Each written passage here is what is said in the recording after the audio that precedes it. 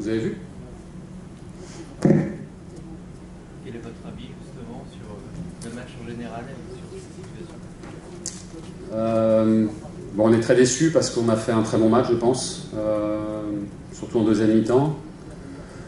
Et même en première, on a fait des bonnes choses. On a pris un but un peu évitable en concédant très peu de choses. Même si Marseille était un peu trop dans notre camp à mon goût, on voulait aller chercher un peu plus haut, mais c'était un peu difficile en première mi-temps. On a malgré tout la première grosse occasion dès l'entame. Bon, après, en étant mené, on a réagi, on a coaché, et puis on a retrouvé de l'élan, de l'allant, du dynamisme, de l'enthousiasme aussi en deuxième mi-temps. Je pense qu'on a fait une très bonne deuxième mi-temps, on aurait mérité de revenir au score. Et si on ne revient pas au score, c'est d'abord parce qu'on n'a pas été suffisamment adroit parfois. On a vraiment des situations pour celui de la première mi-temps et puis ensuite un peu plus tard. En deuxième mi-temps, on a vraiment des situations où on manque un peu d'adresse, on manque un peu de réussite.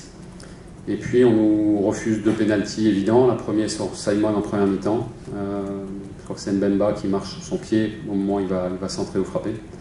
Voilà, ça c'est le premier. Et puis la quadruple main avec trois joueurs différents, mais notamment la première de Gay, où le ballon va dans le but vide, puisque Paul Lopez est à l'extérieur du cadre et la position de Gay n'est pas naturelle, donc il faut aussi dire les choses. C'est incompréhensible que la VAR n'appelle pas monsieur Le Texier, c'est incompréhensible.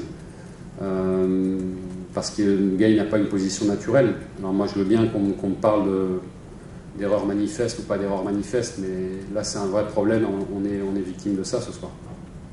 Justement, est-ce qu'on vous a expliqué, parce qu'il y a eu plusieurs fois des problèmes avec le VAR cette saison, qui n'est pas la seule équipe parfois qui a empathie, est-ce qu'on vous a expliqué les décisions? Parce que c'est vrai que quand on voit les ralentis, il y a des gens qui ne comprennent pas. Est-ce que vous avez une explication?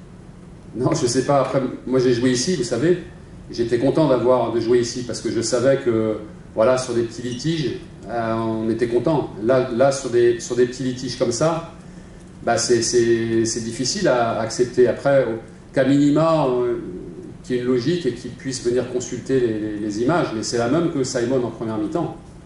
Parce que l'intervention lui marche sur le pied. Nous, on a été sanctionné d'un pénalty la semaine dernière contre Metz pour le même type d'action.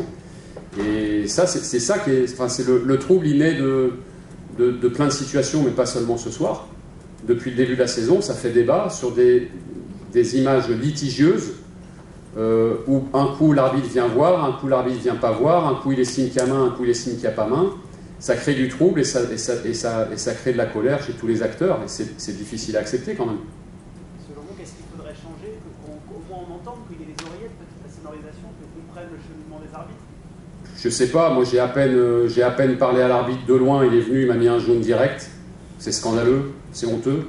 J'ai rien dit de spécial, j'ai juste manifesté un peu d'énervement.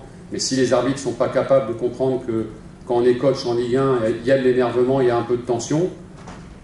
J'ai jamais mal parlé à un arbitre, j'ai jamais insulté qui que ce soit sur un terrain. Je ne vais pas commencer maintenant.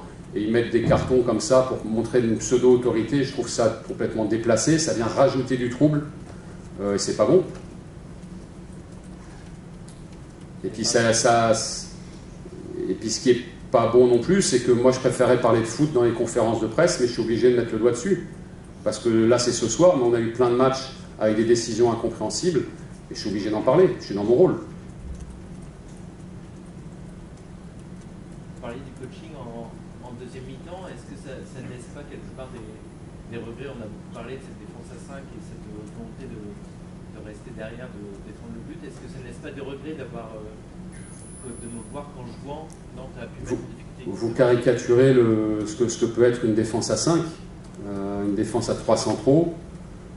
Tout dépend comment vous l'animez, mais c'est pas une volonté de jouer devant son but, pas du tout. Il y a plein d'équipes qui jouent tout le temps comme ça, à commencer par Lens qui a plein de succès dans ce dispositif-là, comme l'Inter, comme la Juve aussi.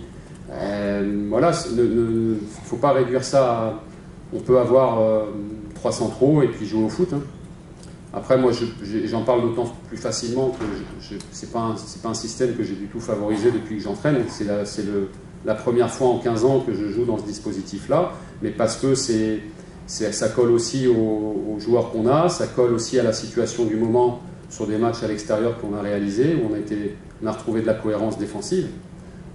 Ça explique après qu'on bouge les lignes et qu'on modifie, c'est normal aussi. Il ne faut pas rester figé sur des choses, sur des principes.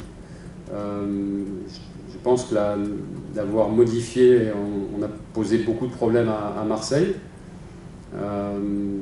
Et ça nous a redonné de l'enthousiasme et un peu plus de création aussi. Et ça aurait dû payer. On devrait ce soir repartir avec au moins un point du Vélodrome, en toute objectivité.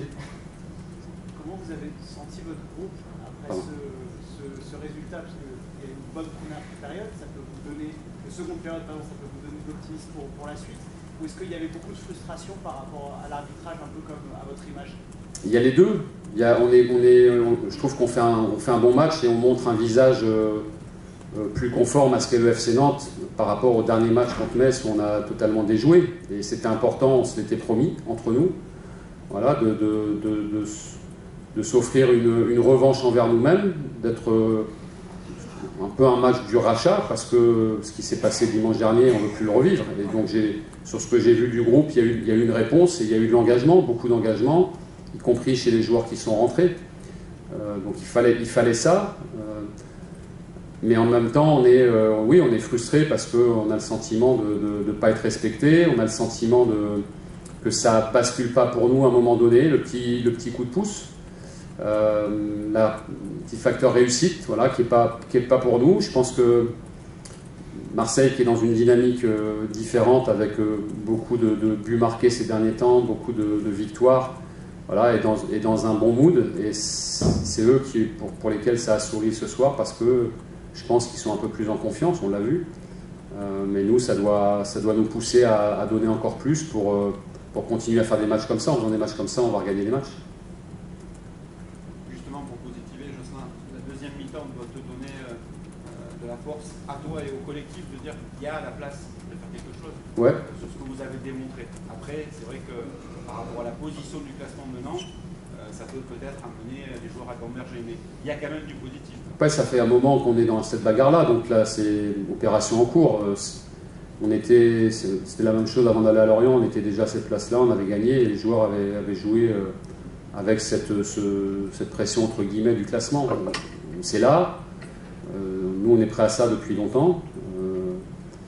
Nantes sur l'année 2023 est avant-dernier de Ligue 1, un classement d'année civile, donc c'est quelque chose qui part de loin et qu'il faut combattre. Je l'ai encore dit aux joueurs, c'est pas une fatalité, c'est quelque chose qu'il faut combattre et pour combattre ça, il faut qu'on arrive à jouer plus libéré comme on l'a été aujourd'hui, et pourtant on était mené. On a senti les joueurs plus libérés, qui ont joué avec beaucoup d'envie et beaucoup de dynamisme pour faire la deuxième mi-temps qu'on fait. Ça doit nous pousser, ça doit nous encourager en tout cas à montrer un beau visage comme ça. Merci. Merci.